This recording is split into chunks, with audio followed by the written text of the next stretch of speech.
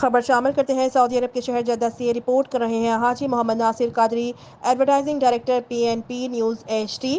Pakistan international school Jeddah میں پاکستان قومی یکجہتی فورم اور پاکستان قونصلیٹ جدہ کی جانب سے مشترکہ یوم آزادی کی پروقار فیملی رنگا رنگ تقریب منعقد ہوئی، جس میں تمام سیاسی جماعتوں اور فورم کے قائدین نے شرکت کی اور سب نے مل کر آزادی کا کیک کاٹا۔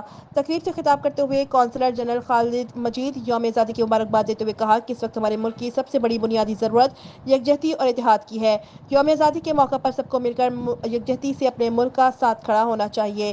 کنوینر قومی یکجہتی فورم ریاض بخاری نے کہا کہ یوم آزادی کے بارے میں ہم نے اپنی نوجوان نسل کو آگاہ کرنا ہے، کس طرح ہمارے بزرگوں کی محنت سے پاکستان بنا ہے۔ ہم نے آپس میں تفریق نہیں کرنی بلکہ ملی یکجہتی اور محبت کا مظاہرہ کرنا ہے۔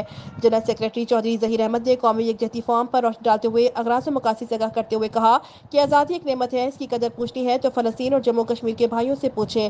ہم نے ایک قوم بنا کر اپنے ملک کے ساتھ ہر میدان میں کھڑا ہونا ہے۔ چیئرمین بزنس فورم چودھری شفقت محمود نے کہا کہ ہم نے اس دن کی نسبت سے آج یوم عہد تجدید کے موقع پر عہد کرنا ہے کہ ملک کی معیشت میں اوورسیز نے زیادہ سے زیادہ پیسے بینکوں سے بھیج کر ملک کی مالی حالات میں اپنا حصہ ڈالنا ہے۔ انہوں نے پاکستانی اسٹار ارشد ندیم کو پاکستان بزنس فورم کی جانب سے سعودی عرب آنے اور عمرہ کی اسپانسرشپ بزنس فورم کی جانب سے دینے کا اعلان کیا۔